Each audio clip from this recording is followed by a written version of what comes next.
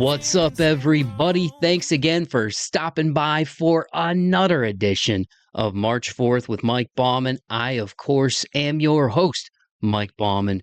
Whoever you are, wherever you are listening from, thank you so much for checking out the podcast. If you're a returning listener, I greatly appreciate your continued love and support. And if you're a brand new listener of the show, man, thank you so much for hopping aboard that pirate ship.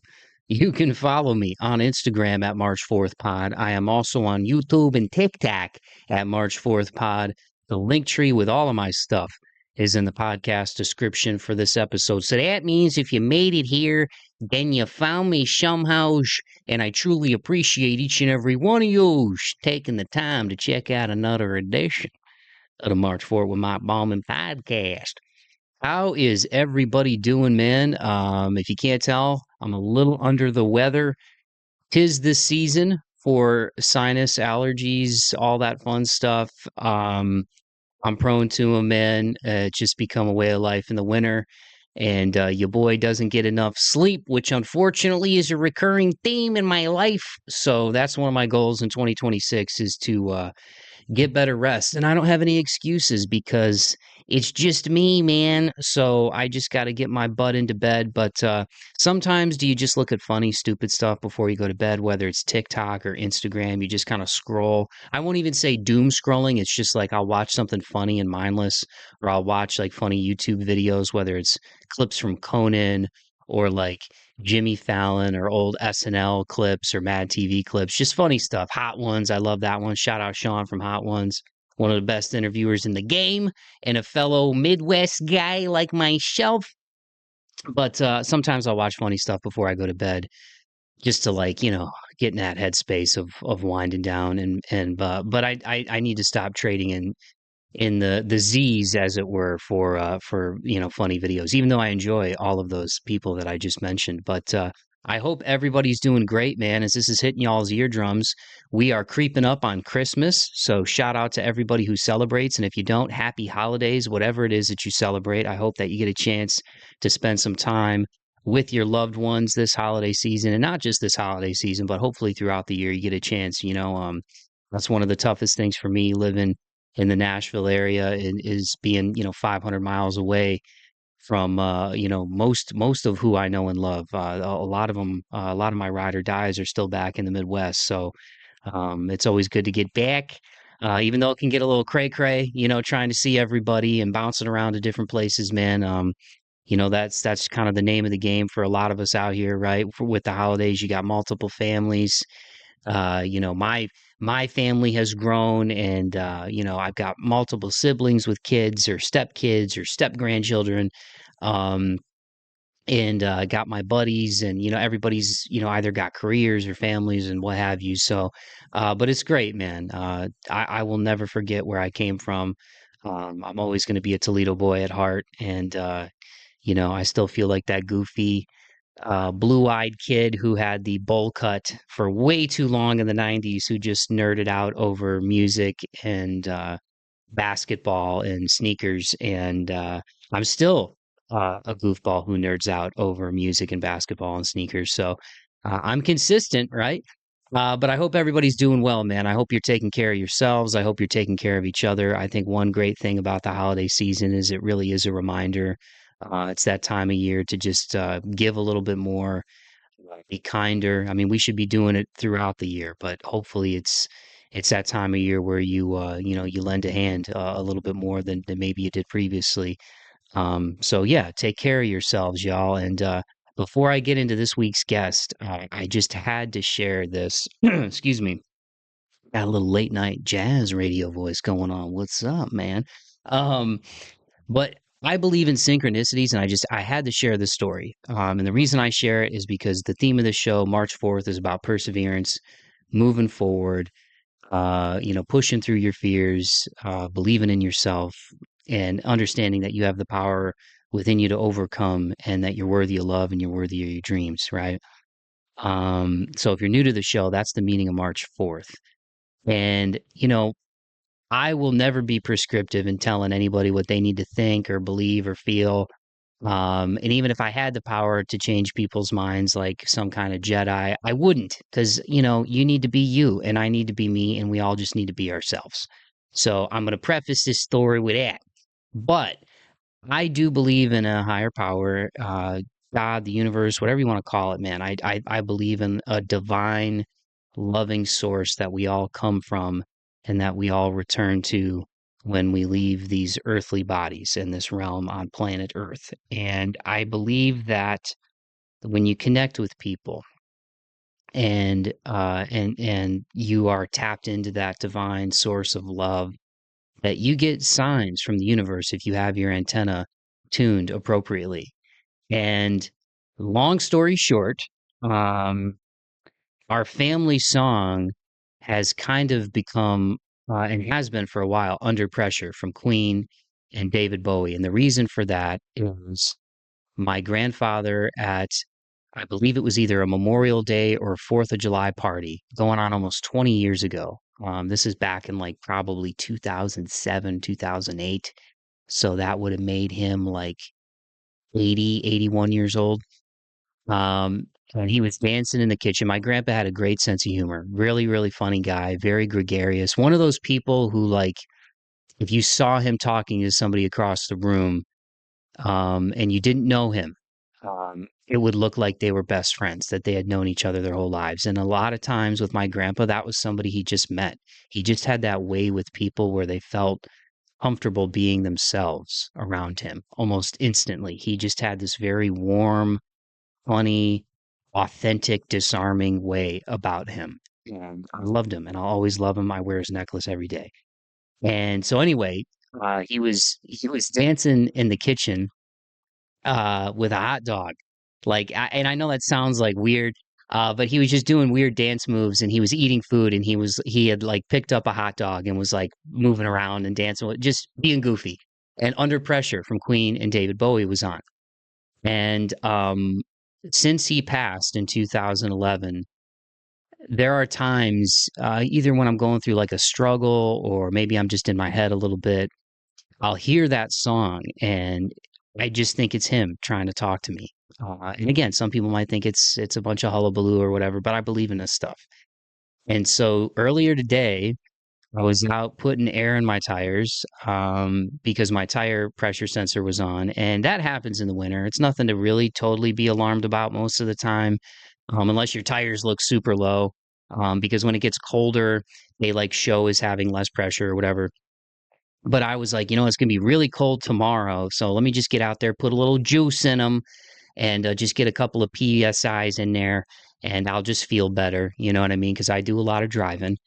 And you don't want to be stuck on the side of the road pumping up a tire when it's 10 degrees out. I digress. So I pumped up the tires, put a little juice in them. I get in my car, I start my car to warm it up a little bit, give the chance for the sensor to kind of pick up. Because my car has the one where you can see it on the dash too. I mean, I still have like my air gauge that I check, but which I did, on the tire, on the valve stems, but I wanted to see what it said in my car too. So my phone was charging, didn't have my phone. So I turn on the radio and I put it on just FM. No lie, hand to God, the song that comes on the radio is Under Pressure from Queen and David Bowie. Like, what are the freaking odds? So I just started laughing like a little kid because I'm like, my grandpa still has a sense of humor in the afterlife.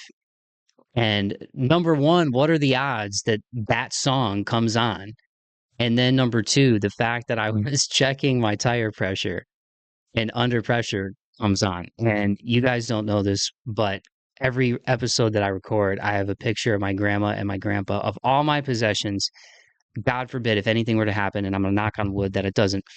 Sorry, I know that just was a little bit more of an echo in your eardrums because I just literally knocked on my wooden kitchen table. But I have a picture of my grandma and grandpa. It's one of my favorite pictures. I think it's from them on like a cruise or something. It looks like it's probably like the early '90s, maybe the mid '90s. Very much how I remember him as a little guy. And I keep that picture. I take it out of my bedroom and I put it on my kitchen table every episode that I record, just to keep them by me and keep them close. So I'm literally looking at him right now as I'm telling this story, and I'm just like smiling because I'm like, "You son of a bee! You're still a funny guy. You're a funny guy, Grandpa." But I wanted to share that with you guys just to let you know wherever life finds you right now. I just challenge you to tune your antenna to love, to positivity, and just know that it's all going to be okay. And you might be like, Mike, how dare you say that? You don't know me. You don't know what I'm going through. I'm just saying, man, like we all got to go through the darkness to get to the light. And if you have your antenna tuned, and I know it's really hard in those dark, lonely, really awful moments, man, but it does get better and it's all going to work out. So I wanted to share that story with you today because I've been in my head a little bit, and I just felt like that was a sign from my grandfather just to let me know, hey, Mikey, it's everything's all right. I love you. I'm still a funny son of a bee, and I'm gonna let you know I'm here. Because again, I don't know how you could even do the odds with that. Any of you mathematicians out there, but the fact that I was literally checking my tire pressure, had just gotten in my car from putting air in the tires and under pressure, comes on as I'm checking my tire pressure. Holy shnikes. I love you, Gramp. And getting into just positivity and awesomeness and connecting with the universe in a positive way, I'm going to take a hard transition into this week's guest. She is none other than Jaycee of Blank Era. You can follow her on all socials at In My Blank Era. The links are in the podcast description. But I was so excited to get her on the podcast this week, and have her be one of my final episodes of 2025 because it's been a big year for her. We connected via TikTok. I've been trying to build up my TikTok audience. I've been on Instagram a lot longer, and then we had that weird thing last year where, like, we're going, okay, is TikTok going to go away? Is it going to stay? So I kind of got away from posted. But anyway, just through loving music and having artists on my show, the algorithm and being in Nashville led me to Jaycee, who is the brains behind Blank Era. She has got a hell of a voice. She's a hell of a singer. Her Rotted EP with Project Sound came out in 2024, and she just dropped her latest single called Yesterdaze, which just came out on December 5th with Blank Era. Shout out to Rob and Kandon, who are also members of Blank Era. Just dropped a music video for Yesterdaze, and she had a cool viral moment, which we'll get into in this episode, and that she talks about. But she's somebody that has been really open about her struggles with BPD. She makes everything from like funny videos to just kind of just raw, authentic videos. And one of the videos that she did, like I said, ended up going viral, and it brought even more people onto her music and her sound and her audience, and has really kind of help things snowball in a positive way. And she was already making momentum in Nashville. But just, you want to talk about somebody who embodies this podcast in terms of March 4th, persevering, chasing your dreams. Jaycee's doing that with Blank Era, man. So I was happy to get her on the podcast, hit her up and said, hey, I'd love to have you on. And she told me, yeah, I got a new single coming out. And once that comes out, I'd love to get on the show. And we made it happen and had a great conversation about, her musical journey and her journey with mental health and connecting with all of you. And I'm just so excited to get her on this platform. So without further ado, I'm going to shut my big yapper and give you guys my conversation with Jaycee from Blank Era. Here it is.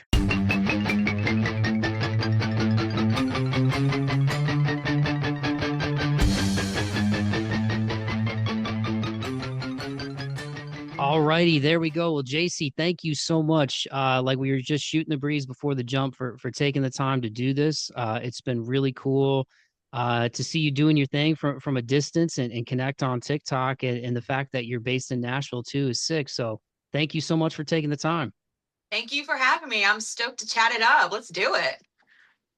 You are so welcome. So I usually like to go back on these things a little bit. And even though I do a little bit of research beforehand, one question I love to ask people, especially people who like where music is a life's blood, like it is for you as a singer and a vocalist and somebody who's in it. What was there like a rabbit hole moment for you, Jaycee, that where you're like, okay, now that I've heard this song or I've done this experience with music, like I have to go like deeper down the rabbit hole now. Like this is what I want to do. can't even tell you like how old I was when I got into music. It's just kind of always been a part of my life. I tell this story on like TikTok live and stuff all the time, but I remember being in first grade on the very first day of school, and they gave us like a little about me questionnaire thing, and it said your favorite TV show, and I wrote the Grammys because I was just obsessed with music. It was like my hyper fixation. There was just something about it that always drew me to it. My mom was a big music fan, and we would listen to like Mariah Carey and Whitney Houston, Celine Dion, like all those kinds of singers in the car all the time. And I remember being in the back seat, just kind of like mouthing the lyrics along. And she's like, "Oh, you're singing," and I'm like, "Don't look at me."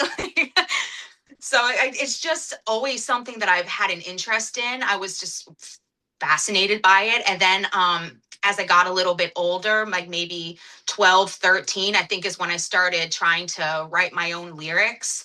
And as like a shy, painfully awkward kid that didn't really have a lot of friends, I found that like writing was the only way sometimes that I felt heard, or that I could like kind of get these complicated emotions that I didn't really understand out. And then I think it was when I was 19 is when I decided to like start joining bands and find community and like a local music scene and all of that. And it all just started growing from there. And now I'm at a point where I was like, well, I kind of just want to see what else I can do, kind of like step outside of my comfort zone a little bit, kind of reflect back on the music that I kind of listened to, when I was first discovering more ragey, angry stuff, and kind of step into that world a little bit. So it's just been, I've loved every step of the journey, the good, the bad, the ugly, all of it. I feel like even the bad stuff, I've been able to find something positive to take away from it, even if in that moment I couldn't quite see it. And when did you know that you could sing, or you felt like, oh, I have like a gift here where I know I can take my voice to a certain place, because you like the EP Rotted was so cool to listen to, because like you come out right out the gate with Barely Alive, and shout out to Project Sound too. But then I'm like, didn't expect that. You're kind of like spitting a little bit. It's got more of like a almost like a hip hop cadence. I'm like, oh, she's showing her vocal abilities here. And then on Criminal, I really love the chorus on that one, just to kind of geek out. And then I feel like Yesterdaze, if anybody's new to you, I feel like it kind of encompasses like your whole range and what you can do. But like when did you know you had that kind of vocal range and that kind of talent? I still don't always believe it, to be honest. I just love it. And so I do it. And if people like it, then that's cool. If they don't, there's other artists to listen to, but there's something in me that just needs to do it. And I just let my fear hold me back for so long that specifically with Rotted, like all of those things that you brought up are vocal styles I've never done before because I've always been too scared to. So I was like, okay, well, we want to try doing like, didn't expect that. I want to do a song that has almost no singing in it because I've never done that. What would it sound like? Who cares? Let's just have fun. And that's what all of Rotted was about. I was going through a really dark time, kind of just breaking up with a version of myself that was, just trying to cater to what everybody wanted me to be, and like, are you happy, are you happy, are you happy? And at the end of the day, there was nothing left for me. So Rotted was sort of, and Blank Era in general was sort of about just kind of reclaiming my own identity and doing things on my own terms and pushing myself outside of my comfort zone and allowing myself to be scared, but in a way that was like good for me. So it's been a challenge, and I'm continuing to do that going forward, with Yesterdaze and everything we have lined up after that. I feel a little bit more settled and like focused on what I want the sound to be, whereas Rotted was just sort of like a mix of whatever. But it's just kind of nice to be able to have fun creating again and feeling good about it and not necessarily caring about if this is what people want to hear or not. I just want to write songs that I think are cool, have fun in the process, and then put it out, and whoever vibes with it gets it, and not take it personally if people don't, because you're never going to please anybody or everybody. You get what I'm saying? Yeah, for sure. And like I feel like too, the more authentic you are, especially with music, people will vibe with it like Yeah. heavier, than if you try to like try to sound a certain way, or try to like I mean, every artist is influenced by somebody. That's why we all love music. There's somebody that you listen to and you're like, oh my God, this is awesome. Did you hear this? Did you hear this? And then like Yeah.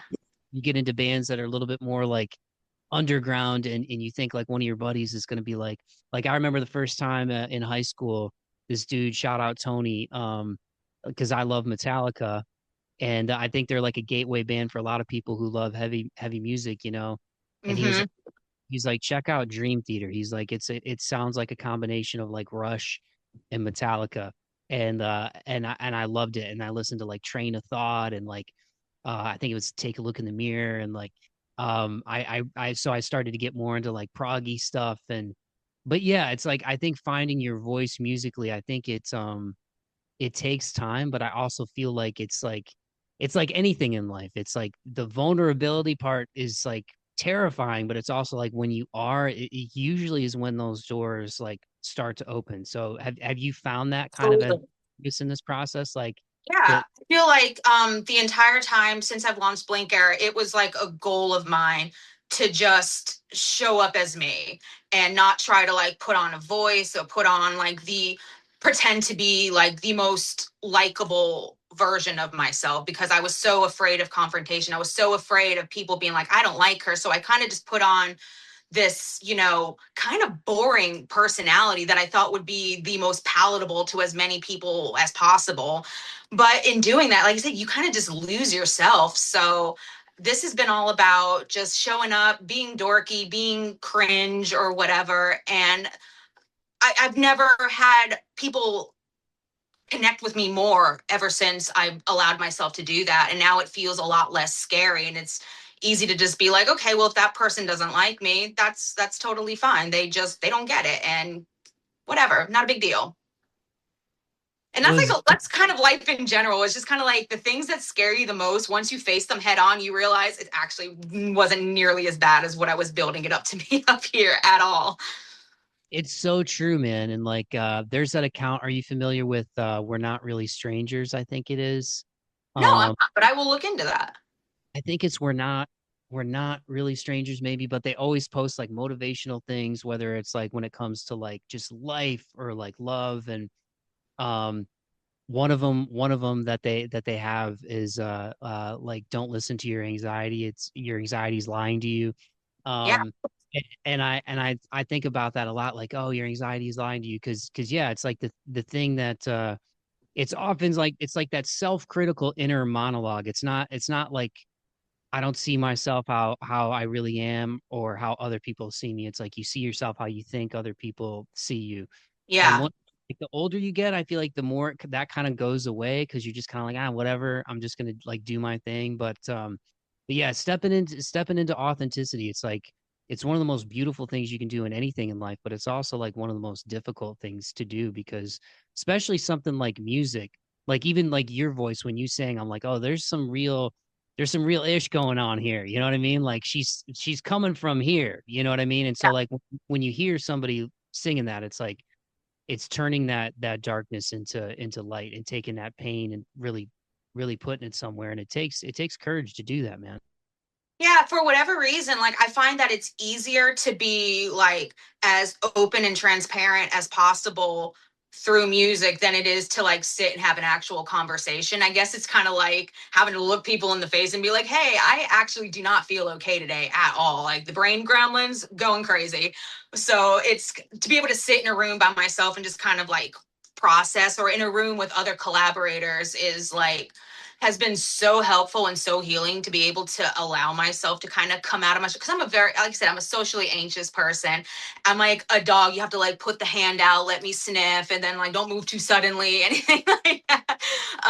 So I it's been really great being able to learn to like let some of those walls down a little bit and just kind of take the what I do in music and apply it to social media, which I never thought that I would do. I was very much like, I don't want to be on social media. I don't want to create content. But it was all just kind of like my own roadblock and my own like insecurities that were keeping me from doing it. Cause I'm like, I don't want to post something on the internet and then spend every day getting my feelings hurt by strangers, And then I started doing it and showing up and posting. And I very rarely get mean comments. I mean, obviously, every once in a while, somebody's going to come in and say something stupid, but it's easier to just kind of like shake it off than I feel like I would have been able to handle like a year ago, even.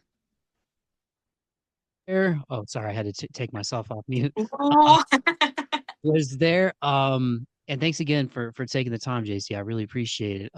absolutely. Anytime. I love this.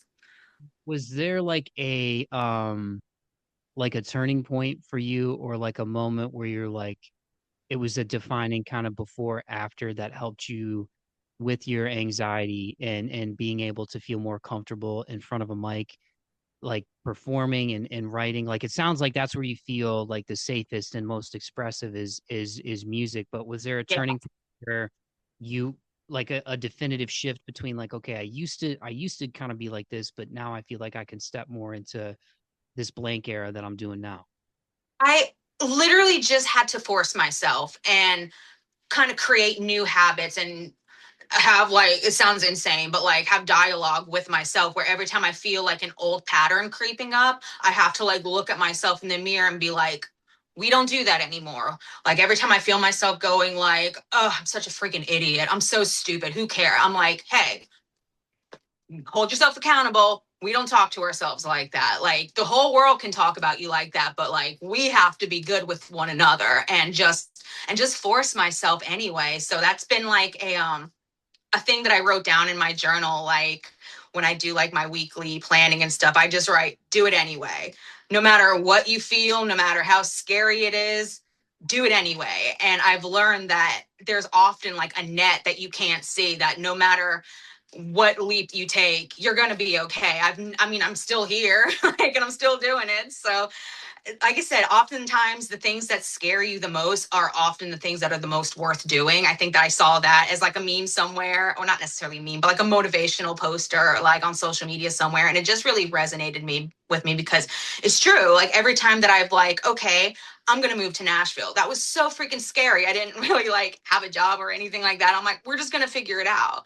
And same thing with starting a new project. I'm like, man, I'm going to start from zero and have to build everything up again. That's terrifying. Do it anyway. Just keep doing it anyway. That's like literally my biggest piece of advice for anybody. Just do it. It's not that scary.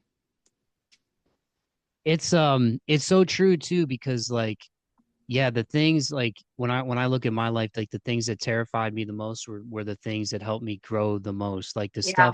the stuff that helped me like do this, like even though we're not in person right now, like being confident, being behind a microphone was like, I always had just done print journalism, and I Mhm. had an opportunity to do some local broadcasting back home where I was from. And initially I was like, I don't want to be in front of a camera, dude. Like, you mean there's going to be a camera on me and there's going to be a microphone? And as soon as you hit record, like everything I say and do is going to be on that thing. I'm like, what if I have a panic attack? What if I get so freaked out I get sick? And then it's going to be all over YouTube and then I'm not going to have a career. Like, I literally go to like the nth degree of like, what is the worst thing that could happen? Absolutely. And then I just did it. And there was some nerves that first game. And then I remember and I was just talking to somebody about this earlier. Like I'm not like a religious dude, but I feel like I'm like spiritual. Like I'm into like different stuff, and like I believe in like synchronicities. I don't really believe in like coincidences. I feel Same. like people, situations, opportunities, like doors that open, doors that close. I feel like it's all supposed to happen, even when the Yeah. dark, crazy, awful stuff happens. And I had a moment during my first broadcast where like RIP Mick, one of my mentors in broadcasting, he was doing play by play and I was doing color commentary. And it was like right before halftime of this football game we were doing, this high school game. And they called me Bomber, and he's like, "Well, Bomber, what would you do on this play?"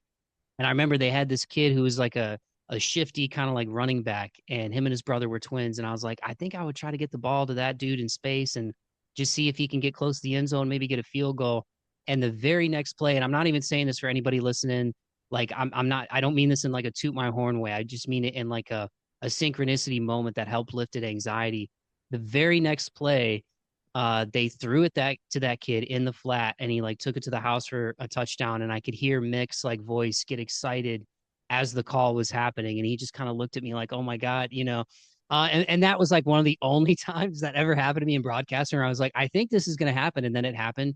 but like having that moment helped lifted the anxiety. And it kind of goes back to what you're saying. It's like once you actually do something, whether you have a moment like that or not, getting through it, you realize like, oh, I can do this. Like I can do this, and maybe even I have like a skill to be able to do this. But if it weren't for like broadcasting and like even that moment in particular, I don't know that I would have had the confidence to do even a podcast like this. Like there's just something about like when I would go do games and there'd be a crowd there, and I'd have a microphone. Sometimes I'd be by myself doing sideline reporting, and sort of the immediacy of that, and like having to be on. And I definitely messed up. There's a couple of times I blanked and I was like, I forgot that kid's name. You know what I mean? But like Yeah, you just realize like the worst thing in your mind, it's like even if it happens, like life is going to keep going on, and nobody's paying attention absolutely. to you the way that you're paying attention to you in your own head. You know? Yeah, that's exactly right. And I think that's where a lot of people get stuck is that people have hopes and dreams and want better for themselves, but it's that fear that keeps them from, pursuing certain paths. And then like they, 20 years down the line go, man, what if I had just done it? I don't want that on my conscience. So, I think people because let me start over.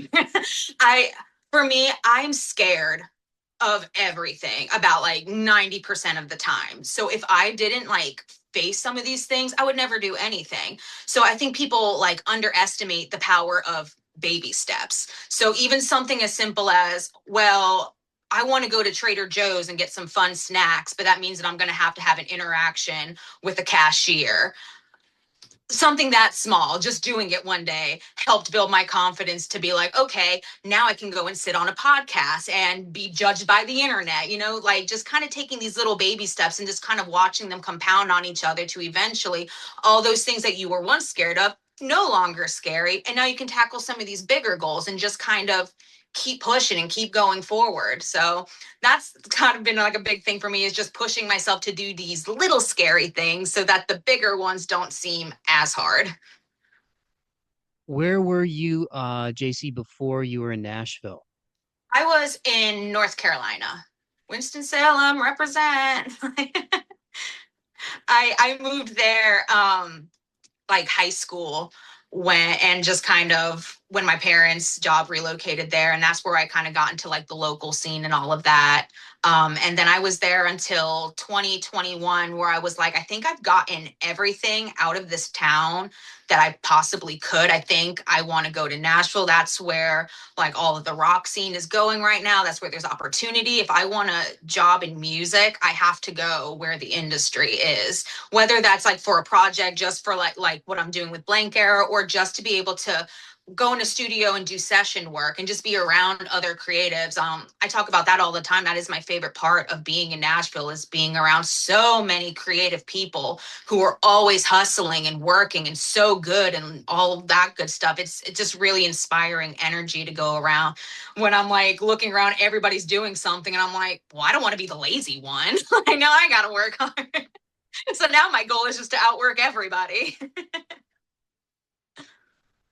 What was that like when you first came here? Like, was it? I mean, because Winston-Salem is not like a small town, but it's like it's kind of like, um, I would say what like a mid-sized city. Like you got the college there, like there's stuff happening there, but Yeah, Nashville's it's right much. between Greensboro and Charlotte, which are like bigger cities. So you can, an hour or two either way, and you're in those cities, and they're a little bit bigger. But Nashville is a complete different animal than all of that. It's definitely like you can get to areas in Nashville that kind of feel small town, like North Carolina, but then other parts, I really struggled with imposter syndrome really hardcore when I first moved here because like luckily I had some friends here who were here like like a year or two prior to me coming out here, so they would introduce me to people and this and that, and then I would find myself in rooms with people that like were crazy and I'm like nobody wants to talk to me, nobody knows who I am, nobody cares about me. I went from being like a big fish in a small pond to being an absolute nobody in this huge ocean, and it was so intimidating. Like I would have panic attacks all of the time. I would not want to go out or go to shows or anything because I just didn't like the way that I felt, but I just kept doing it. And eventually, you sort of start seeing the same people and you're like, okay, I wouldn't be here if I didn't belong here. It's literally just me telling myself that you don't belong here. And so you just got to kick those little gremlins to the curb. Who were um who were some of the people when you first came here that really like that you want to give a shout out to that like really helped you kind of get plugged in or were like open arms when maybe some other people were a little more standoffish?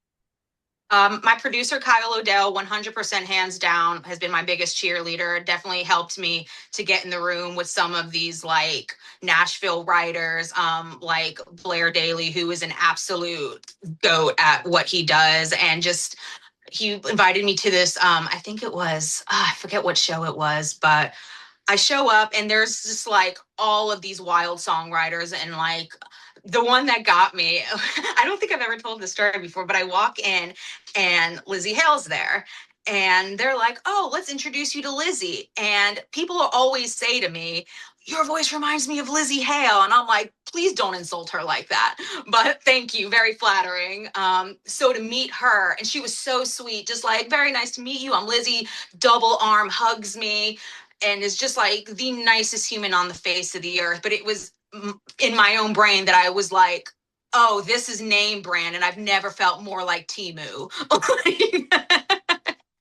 And I had to have a moment in the bathroom where I was like, breathe, breathe, breathe. But it was just like people like that, like Chris Daughtry happened to be there, and like Adam Gontier from like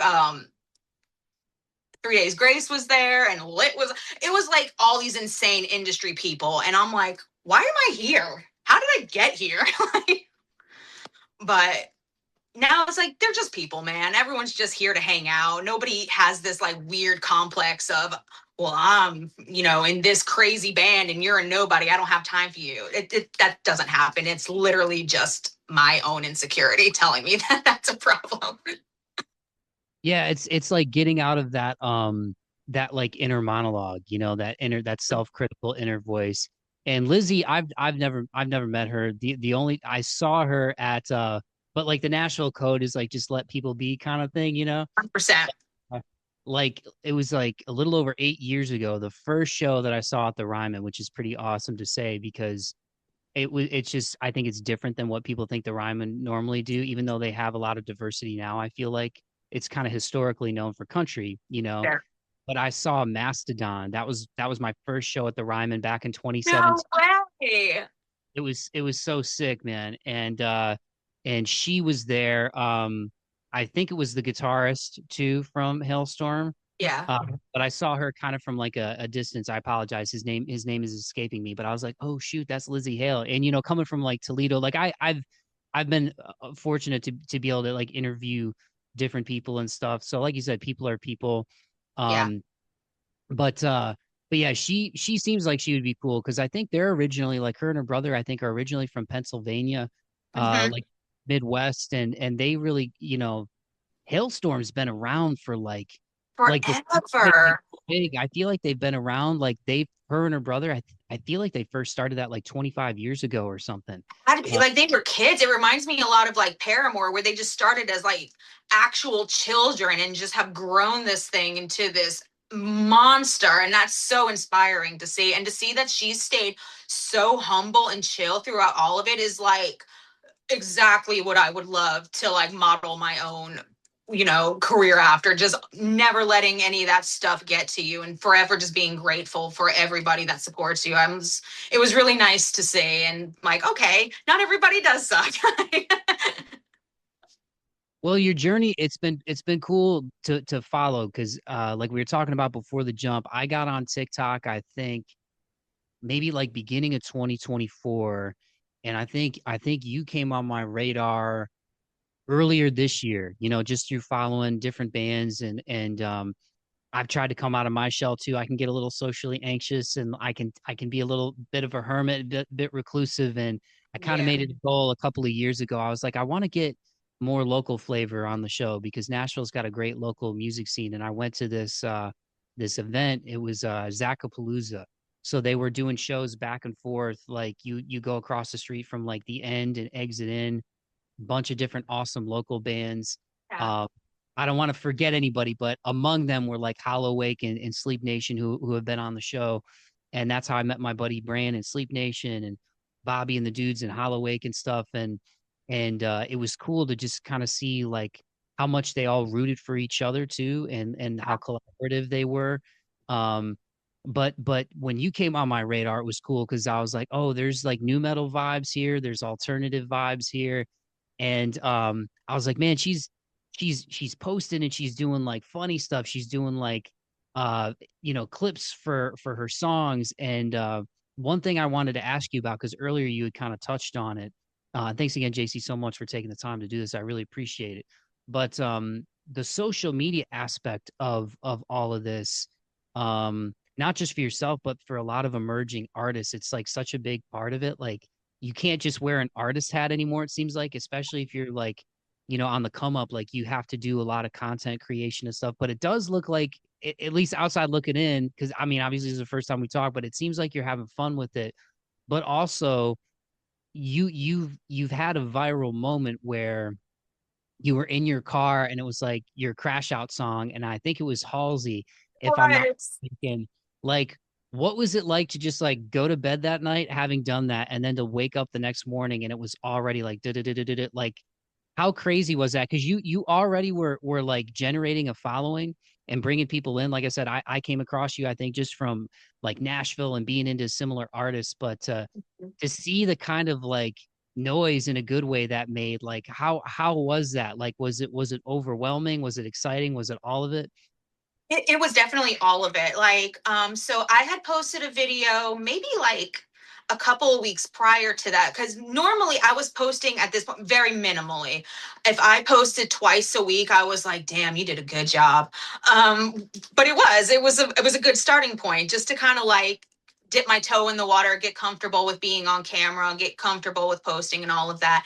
And I just was in the middle of working on some songs, and I was gearing up to go into the studio to do a really angry song. So I just was like doing a lip sync to like the rappy part of one of the Falling in Reverse songs, like hyping myself up or whatever. And that one got like a decent amount of traction. I mean, like nothing crazy, not like a super viral moment or anything, but more than I had ever seen. I was out of the like 200 view jail. I think it got like maybe 8,000 views or something. And everybody was really nice. And a lot of people started following me. And I was like, oh, wow, I feel like I'm getting a little bit of momentum.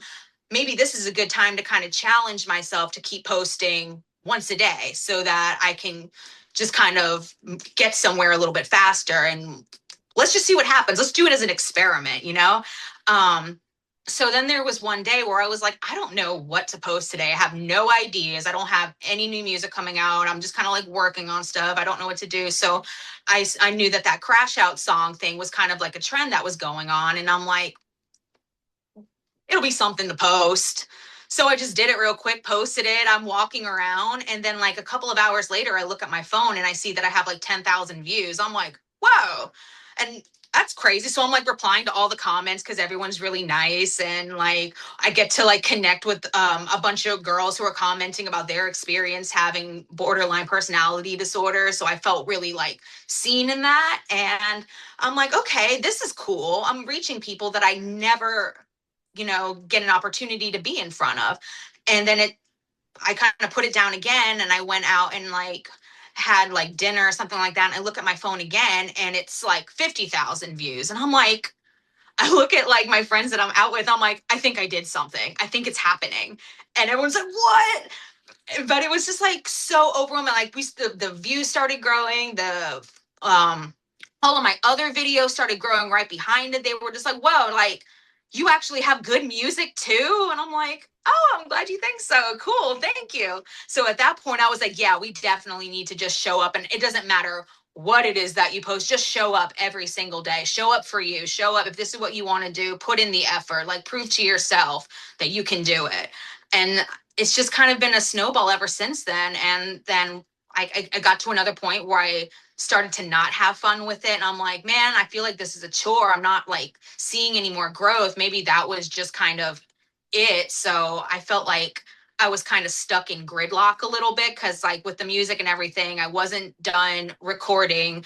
I didn't have anything. I didn't really have a plan or anything. I just wanted to write songs, but I had finished this one and I was like, man, I'm so excited about this song. I wish I could post it right now. And I just had like a little voice in the back of my head go, just leak it. Just leak like a couple seconds of the riff. What? Who cares if 200 people see it? No one's gonna matter. And then that was Yesterdaze, and that kind of blew up and got me all of these other like followers and people commenting and saying all these really nice things. So I'm like, I'm gonna fast track this song as much as I can to put it out.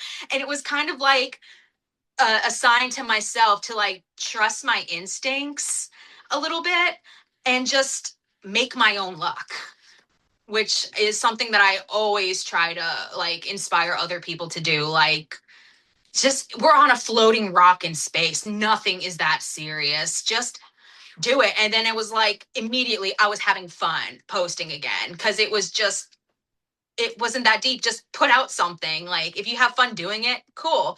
If fun is me singing to somebody else's song in my car because it relates to me that day, then cool, that's it. If it's me doing a silly little dance or just being goofy, then that's what it is. But I'm like trying not to like niche myself down so hard and just do what feels fun in the moment and just kind of trust my instincts and try on new hats.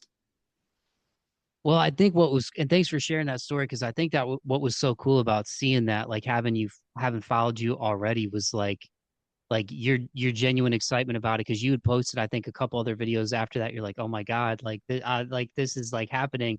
But I imagine too, it brought a lot more people to like your music from that point too. And the cool thing about I feel like the alternative and the heavy music community, at least from what I've seen, just as like a fan of it and getting a chance to do these podcasts and do the interviews that I've done over the years, is it's a really loyal, tight knit community. I mean, sometimes there's some gatekeepy kind of like, I've never really liked that, where it's like, oh, we're new metal or we're hardcore. And now it doesn't really seem like that as much. Like, you look at some of these bills and some of the shows, even with bands that have been doing it for a while, and I feel like there's a lot more crossover now. Yeah. And there's a lot of diversity. Like, you have everything from like deathcore and like death metal to like new metal is back, when new metal was kind of the one that I feel like for a while people really hated on for like a long Oh time. yeah, everyone's like, "This is so cringe, so lame," and it's just Yeah, kind of. I think people just missed fun, and new metal is nothing if not fun. Like, you can't tell me you listen to a band like Limp Bizkit and take it seriously. Like, it's there to like turn the party and have a good time. And I love that. Like, I think we're missing a little bit of that. Like, life is hard enough already. Let's just lighten up a little bit. yeah, and that's, I think that's what's so cool about music right now, and why I feel like you're at a time in all of this where really it's an awesome place for you, man, because like your sound, it has like elements of that, but your voice too, you can hit those choruses. Like, that one in Criminal really sticks out to me. I think you say in that, spend all my days alone, is anybody home? um that's, I think that's part of that chorus. And Yeah. like, and you just mentioned BPD a little bit ago. Like, how what has that journey been like for you personally and professionally, expressing yourself? Like, I mean, we talked about anxiety a little bit, but are you at a headspace now, if you don't mind me asking, just for people out there who might be struggling with whether it's anxiety, depression, maybe they have BPD, like, how's that been, like, kind of coming into your own, and personally and professionally with that? Because I would imagine a lot of that kind of darkness translates into the music. Yeah, I was diagnosed with borderline personality disorder in 2020, like during the pandemic. 2020 was like a rough year. I mean, obviously, I had just ended a like 10-year long relationship. So I was living by myself in a friend's house for the first time. And then the pandemic hit, so your contact to ever anybody is just gone. I lost my job because of it, and I truly had a moment where I was just sitting there going, man, like, I think this is it for me. I just don't think I want to be here anymore. And so I started doing like BetterHelp and like talk therapy or whatever. And then eventually that led to like a couple of in-person visits and this and that. And over time, they had diagnosed me with BPD. And all of a sudden, it was like a light bulb went off. And I'm like, oh my God, all of these things that I thought were just my personality turns out is actually a symptom of this much larger thing. And it just kind of shook me for a minute. And then I felt a lot of shame about it. So I didn't tell anybody because I didn't want to give anybody any extra ammunition to judge me with or to use against me, which a lot of people that were in my life at that time would. Like anytime I was emotional, they would like, oh, well, she can't handle it. She's dramatic or, this, that. So I just kind of kept it a secret until this year where I was like, you know what, in this journey of trying to open up, be more honest, more authentic, and face things that scare me, I want to talk about it. I want to open up and say, hey, like I'm a person that struggles with this, and you just have to make your peace with it and kind of take steps to mitigate things where you can. And we're just people at the end of the day. We all got shit wrong with us. So, anxiety, BPD, I have ADHD. Let's just add that to the list. Just like a concoction of mental illness over here. But I'm like, if I keep it to myself and I don't talk about it, then I can't be mad when I feel misunderstood because nobody knows. So I opened up about it. I'm trying to do a better job at, you know, letting people know that this is something that I struggle with and it's not always easy. I'm anxious right now, even talking about it. But again, it's good. Nothing bad can come out of just sharing your truth.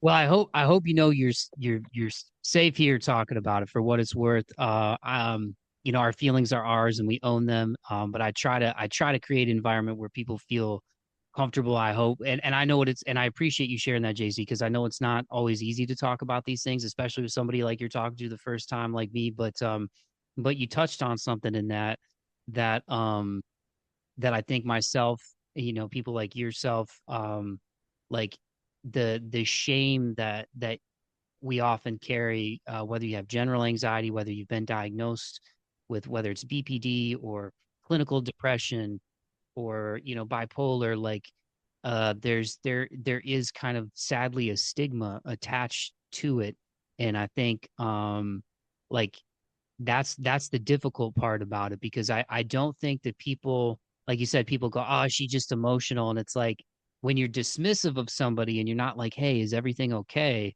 When you're Mm-hmm. dismissive, it just I don't think people who do that realize like how much more that hurts because Yeah. it's like I already feel kind of alone in this. Like if I could snap my fingers and just be like, "Hey, I don't have any anxiety anymore. Cool."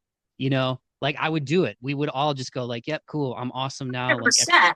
everything's great." And I don't think the people who are kind of like, "Ah, just like snap out of it or whatever," just like that they don't get like, "Yo, when you do that it makes it worse because I'm already worried about like how this might make you feel. So then when you're not warm about it, it just makes me spiral worse, man." So, Yeah. um I appreciate you sharing it and being open about it, and just seeing like the amount of comments and stuff that you get on a lot of these videos has opening up about that. Have you gotten any like positive feedback from people out there, like just in social media, who have come to you and either been like, "Yo, thank you for talking about it," or "This helped me"? Because I feel like doing some of these conversations, I've found that like you know artists when they do that they kind of find like there's other people who are like-minded and it helps them. Yeah, absolutely. That was the best part about making a video and opening up about it were like the overwhelming amount of love that I received either in the comments or in messages that they sent me personally or even text messages from people that I knew that had no idea that were just like, I'm so proud of you, that is so brave. And it kind of made all of it worth it. So I want to continue to open up and to talk about it. Spoiler alert, I have a song coming out soon that is directly like about what my experience living with BPD is like. So I'm hoping that that can help some people too in the future. Like I said, never written about it before. It feels very, very scary, but I think also very necessary.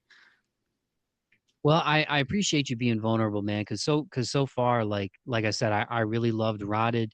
Yesterdaze, for everybody listening to this, just came out December 5th. And this is going to be hitting people's ears in like mid late December. before the end of the year, and already like to see the traction it's getting. The music video was awesome. And when I had reached out to you, I think you were either on your way or you had just come back from Vegas. What was it like to go out there and shoot the music video, and how did that come about? It was like the craziest thing. So we decided to, like I said, I leaked the clip and it started getting a lot of traction. I had literally just right after that signed with, or not really signed, but like I gotten a manager. So he and I were on the phone kind of discussing like, hey, maybe we should go ahead and our first like working thing together should be to get Yesterdaze out since it seems like people want to hear it. Let's just go ahead and move forward with that. And I'm like, yes, awesome. So earlier in the year, like January-ish, I was in Vegas just for like a vacation and I had met who is now my drummer, Rob. And he's like a person that was kind of in a similar space to me. He's a drummer and he just left the band and wanted to start over and just make music for him and this and that. And here I am. I just wanted to make music and this and that. So we started talking and we were like, maybe we should just make music together.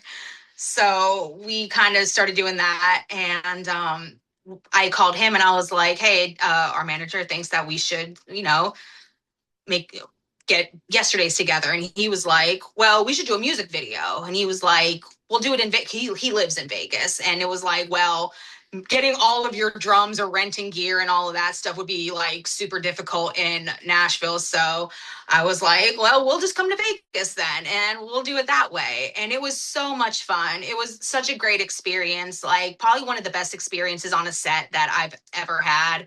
Usually I'm like incredibly anxious. I feel like that's just going to be a reoccurring theme. I don't even need to touch on it anymore. But everything, but like the pressure of making sure everything goes to plan. And because I'm not in Vegas, I couldn't be as hands-on with like scouting location and this and that as I would have liked to be. So I had to put a lot of trust in other people to get things done correctly. And it paid off. It was so good. It was so much fun. And I can't believe that it's actually out now. It feels like it's been my like secret for the last 8 months. I make jokes all the time that I'm happy to no longer be pregnant with songs.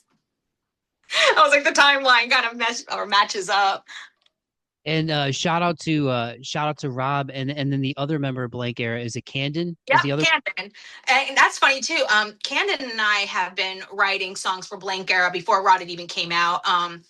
Just like little ideas here and there, just playing around because he always writes like these insane riffs that like I love. But he was in other projects and this and that. So I'm like, well, I don't want to like poach him from what he's doing. But then he had moved to Nashville because he was also in North Carolina. Like we've known each other for forever, it feels like, just through the local scene. So he's in Nashville now. And I was like, hey, I'm going to go to Vegas to shoot a music video for this song. Would you like to fill in? Because I was like, it would look stupid if it's just me and a drum in this music video. And he was like, yeah, absolutely. And I was like, and also, if you ever want a spot in this band, it's yours. And he was like, well, fuck yeah, let's do it. I'm like, really? So I love Kandon. He's great. Like I said, me, Rob, and Kandon all kind of come from similar backgrounds where we're like, we all just want to make music and work hard and, show up and just do the right thing and have fun. And it's like I said, it feels very a little woo woo, but I'm like, I truly feel like the universe put us all in the same place at the same time so that we could do this project together. So I am super grateful for my little teammates now. It turned out awesome, Jaycee, for real. And was it whose idea was it creatively? Because the whole video it's black, it's like black and white color palette, right? Like um Uh, that is my obnoxious vision. Like I Rotted was very much like, I look at it as like, I am dramatic. Oh my goodness. It was kind of like the eulogy of my old self, like my own obituary, just kind of like saying goodbye to the old version of myself. And that was sort of like the whole EP is sort of like the journey through the grieving process. But not necessarily about a relationship or anything. I guess it could apply to relationships in general, but like overall, it was sort of like breaking up with yourself, which I think sometimes is like the hardest break up to go through because you can't go no contact from that. You have to like hold yourself accountable and be like, okay, no, that was then, this is now. So going into Yesterdaze and this being like the first real introduction of blank era as I am now and what I want to do going forward, I thought that black and white was the move. Like just clean, blank, white slate juxtaposed against like this kind of battle torn, grungy, crawled your ass out of the dirt like aesthetic. And then I wanted to have all these little accents of this bright lime green because to me that was sort of like the green light and like the permission I gave myself to move forward after all of that stuff. So all meaningful to me. I don't think anybody else is going to pick up on that kind of stuff. But again, I was like, I don't care. I'm doing it for me. I love that kind of stuff. I love just like sprinkling little Easter eggs and lore everywhere. I appreciate you sharing that because I was like, I'm pretty sure the black and white's probably an intentional like color palette to use. With like the sprinkle of that lime green in there. That was cool. And for people who maybe aren't aware, like the song title is kind of like a play on words because it's Mhm. yes, but it's Daze. Can you break it down? And I know sometimes artists like to leave it open to interpretation, so that's cool if you want to, but like listening to it to a few times, I feel like I like pick up on the vibe of it, but what was the intentionality behind making it Daze as far as Yesterdays? Well, the song kind of in itself is about like looking back at your past and having a hard time walking away from it, like, or say like you just walked away from it and you kind of get stuck in this weird purgatory of, oh god, what if I just messed up by blowing up my entire life? What if I have it wrong? And kind of looking back at your life with like graduation goggles and seeing all the good things and missing all of those good things, but kind of still being blind to what made you have to walk away from it in the first place. And so that was sort of the original inspiration of the song. And so like then I started going down this real crazy rabbit hole where I was like, I kept looking back further and further. And then ultimately I landed on like the like 4 or 5 year old version of myself that just fell in love with music to begin with. And I was like, that's who I need to make music for. If she saw me now, if I met her, she would think I'm so freaking cool. And it kind of took me becoming this to be able to eventually heal her, which I was like an unexpected result of this entire thing and not even what I had in mind, like when the song was being created. So just a little bonus. So that's when I changed the spelling because I just feel like the entire thing was just kind of like this swirly haze of all these different memories that were going on. And that's what I love about like the chorus and specifically is that there's everything is just like everything is can't deny, can't deny, can't deny, lost my mind, lost my mind. I wanted it to sound like spiraling. And because that's what I was doing a lot of post-rotted going into this next era. And that's when I knew I was like, man, this has got to be the first song because it really kind of tells the story of leaving something behind, but still kind of missing it, but knowing that like you can't go back to it, even though you feel really awkward and, you know, regretful in a lot of ways. Like just because you miss something doesn't mean you have to go back to it. Yeah, and I think that's cool what you said, Jaycee, too, about like making the little girl in you proud because it's like there was another quote somebody told me one time of like the only people I want to make proud and like when I'm gone or like when I'm on my deathbed are like, you know, 8-year-old me and 80-year-old me. Like Yes. those are the two people I'm trying to make proud. And yeah, it's like sometimes that's all it's gets back to is like getting in touch with that younger version of yourself and like, yeah, what would he think is cool or like, you know, if he saw me like 30 years from now, you know what I mean? Yeah. Yeah, I think it turned out awesome and I really think that single like if people go back and everybody listening, please finish the conversation first. But definitely go back and listen to Rotted because that was a cool EP. And again, shout out to Project Sound, but listening to Yesterdays, I really feel like it's like a culmination like of your journey to this point, having listened to that EP a few times. Like I think it encompasses like your vocal ability and musicality of Blank Era. So Yeah, I really dug it, and I appreciate you going into like the visuals too for the video. Because I feel like there was an era probably about 10 years ago where the thing was to do and I enjoyed those too, but it was almost like the first thing an artist would put out like where the lyric videos were like the wave for a while. Um and I feel like just since I've kind of got back into doing this podcast like over the last 5 years consistently, and since I've rebranded as March 4th, there's so many artists like yourself doing really cool visuals and really cool music videos. And that's like kind of like what I like grew up with. Like to this Yeah, day, like watching Corn Freak on a Leash, like that music video never gets old with the bullet like going through everything. um and even the Falling Away From Me music video, where they're like jamming in the room, and it's like it's almost like they're protecting like the girl. Like those videos really stand out. And even Limp Bizkit rearranged, like I remember at the end of that music video, it's mhm. like you're like, why is like all this milk like coming in and like fill it up? But it was just really cool to see them like jamming it like that heavy part of that song. But yeah, anyway, it's a long way of saying like I really think the music video turned out awesome. Thank you. Chuck, I did try to sprinkle a lot of like influences from my past throughout all of it, whether people pick up on it or not. Like the idea from the video, just like quick cut weird edits and stuff, was really heavily inspired by one of my favorite bands of all time, Garbage.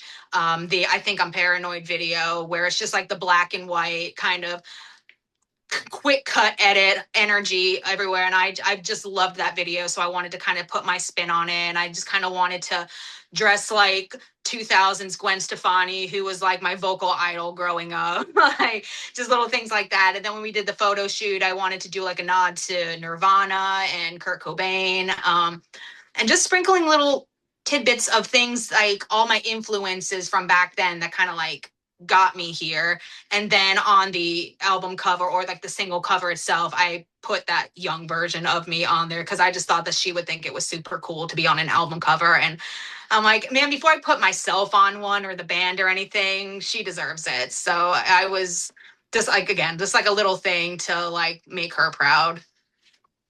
well, I appreciate you sharing the influences, man, and like and giving me and some of the fans some of those Easter eggs. I appreciate it. And shout out to Garbage, man. I feel like they're like underrated in terms of the 90s, and just like I mean, obviously very popular band, so I don't mean that in a dismissive way of them, but like it's cool to hear somebody else be like, yes, Garbage, because yeah, Garbage was sick, man. I love Shirley Manson. She's influenced so much of what I love, like especially like the production in that band. Like it's very like, I mean, I don't want to say it's like Nine Inch Nailsy, who again love Nine Inch Nails too, but like I feel like they don't get the respect on their name that they deserve. So I am here to shout out Garbage. Go listen to their albums. Go throw it back. It holds up to this day. So before we wrap it up, and thanks again, JC, I really appreciate it. I probably could talk to you for 3 hours, but I'm not going to do it to you. I'm gonna be respectful of your time, but obviously, really exciting way to end the year with this. You already kind of teased the next song that's coming out, but with this journey that you've been on with Blank Air, it sounds like you're really getting more comfortable in your own skin and really stepping into this area yourself. And I think that's dope. It's inspiring to me, not just as somebody who's got a fellow anxiety.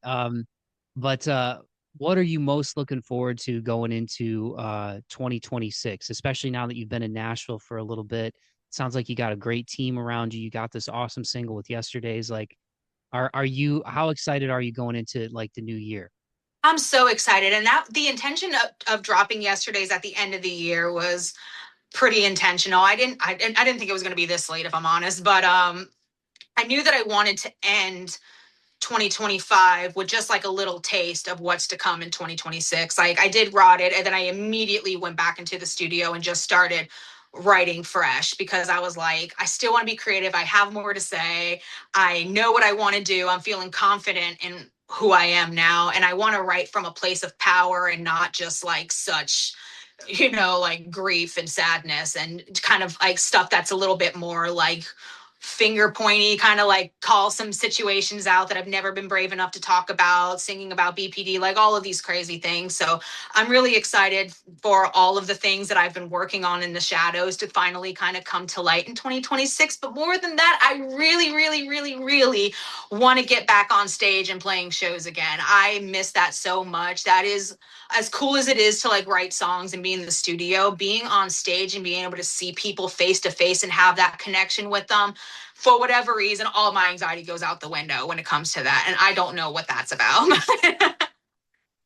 But yeah, Blank Era everywhere 2026. Let's see if it happens. I'm going to work my ass off until it does. Well, I'm excited for you, and I really appreciate you taking the time. Like, I think we're gonna manifest an awesome 2026 for you and Blank Era, and I'll get you out here. Um, and we kind of touched on it already. And thank you again, Jaycee, not only for your time, but being open about just being somebody with that has BPD and having anxiety, because I really do think I think we're in a space now where there are more people talking about it, which is cool. And comfortable talking about it, but it's important to, like, to Absolutely.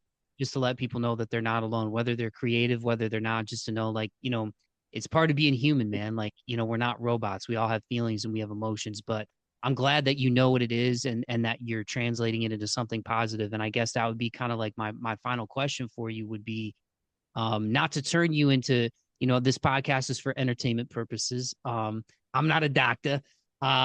And I don't pretend to be, but like, for anybody out there who might be struggling, whether they have BPD, whether they don't, like, what are some things that have helped you get through darker times or tougher days?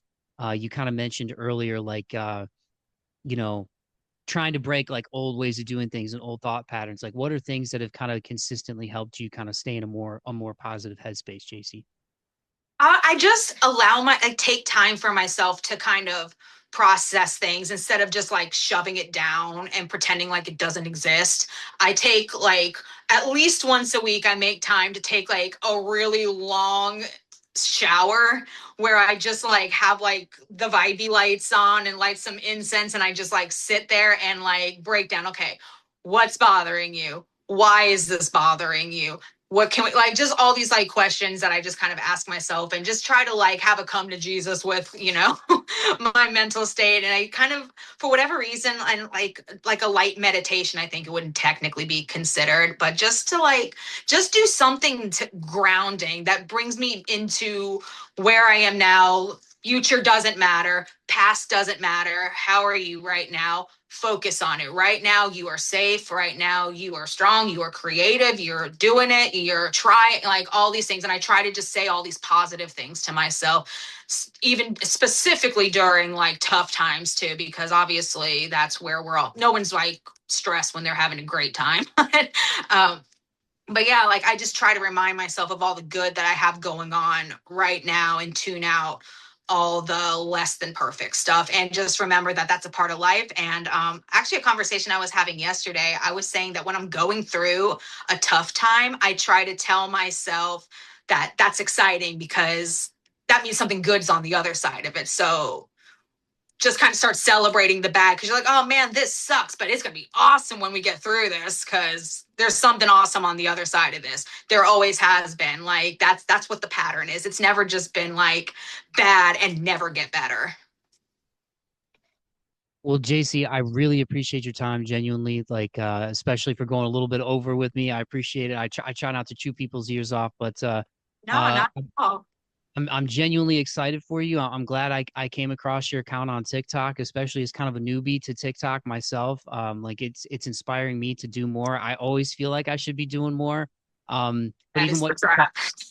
like, yeah, right. But even hearing you like just going like, hey, like, make content that's like authentic to you and just be consistent doing it.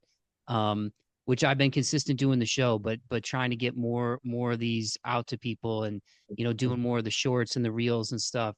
Like, seeing people like you doing it and being authentic is really awesome. So thank you so much. Everybody go listen to Yesterdaze. Run up the numbers on that, run up the numbers on the music video. And for people who aren't aware of Blank Era, I'll put up the links in the podcast description, but let them know where they can find you. I am everywhere in my blank era. Facebook, Instagram, YouTube, TikTok, Spotify, Apple Music, name it, I'm there. I'm annoying and I'm trying to make it everybody's problems. And before I go, thank you for providing an environment that felt safe enough to kind of open up about a lot of these things. That's not always the case. So I really appreciate you for having me on here and allowing me to kind of just yap about all my sad girl ish. Oh, you're welcome. You're welcome. Listen, I know, like, not to end it on like a super heavy note. I genuinely appreciate that, JC. Thank you, because I try to like create an environment where, people feel comfortable being themselves. Um, but I know what it's like to feel alone in that and in Yeah. anxiety, and it hurts the most when people close to you make you feel badly about it too. When it's not just like strangers on the internet or people you don't know, but when it's like people you really care about that aren't warm with it, you're like, damn, like I love Yeah. you, bro. Why do you got to make me feel like that? And so that's why I like having these conversations, because I like to let people know, like, hey, and obviously, like a quick aside on that too, like I think people that don't have it don't always understand it. So it's like it's to be fair, I think sometimes it's not even people that are like trying to be cold with you that Right. care about you. They just don't get it. You know what I mean? And I know it can be difficult to be around, but that's why it's like I try to make other people feel as comfortable as possible, whether I'm in person or behind a mic like this, doing a show, doing a Zoom, because I don't want people to feel like the loneliness that I've felt at times with that, whether it's with people I know, Absolutely.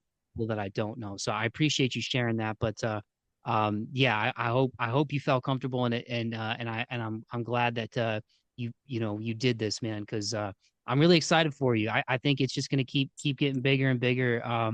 And you have an amazing voice, genuinely. So I hope You. you That means so much. Like you said, like I struggle with like sometimes I'll hear my voice and I'm just like, I think it's that thing where you hear yourself talking, you're like, oh God, who let me go on?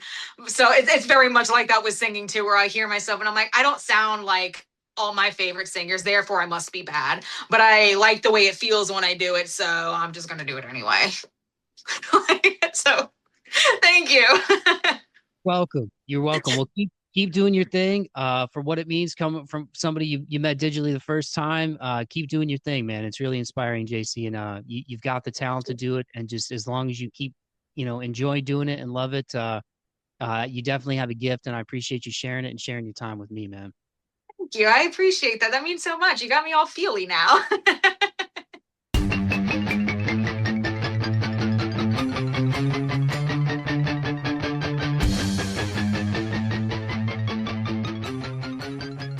All righty, dighty, there you have it. That was my conversation with Jaycee from Blank Era. Make sure you go follow her on all socials at In My Blank Era. The links to all of her stuff will be in the podcast description for this episode. So just scroll down to the bottom of that podcast description, hit those links, and go follow my new friend Jaycee in Blank Era. You will not be disappointed if you're a fan of alternative rock, new metal, metalcore, modern rock. She has a voice where she just sings from the depths of her soul, man. I really mean it. I'm not just saying that. If you listen to this, JC, like she has an incredible voice. And what a story, man. Like I just want to say directly to JC, thank you so much for taking the time to come on this podcast and share your journey with myself and the listeners. Um, I still get a little nervous too when I do these, even though I've done a bunch of them. But I thought we had a great conversation, and I appreciate you. Even though you were a little anxious, like you said, I appreciate you as somebody who also has anxiety for taking the time to give me your time, to give the listeners your time, and share your story on this show, man. I think it's really powerful. I think it's awesome. Not only number one that you're open about your journey and your struggles with BPD, but that you're willing to be vulnerable enough to share that on this podcast, to share it on your socials, and to also share your awesome freaking voice, man. I'm just such a fan of Blank Era and what you're doing. So I want everybody to go listen to Yesterdaze. Go run up the numbers on whatever service you use for your music and go watch the music video on YouTube, like we talked about in the conversation, man. Like, it's such a dope music video.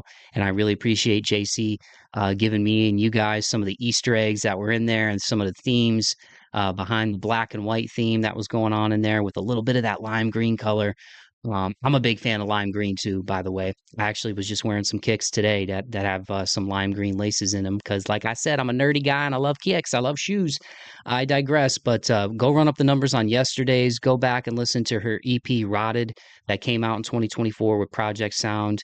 Some of my favorites are Didn't Expect That, Criminal.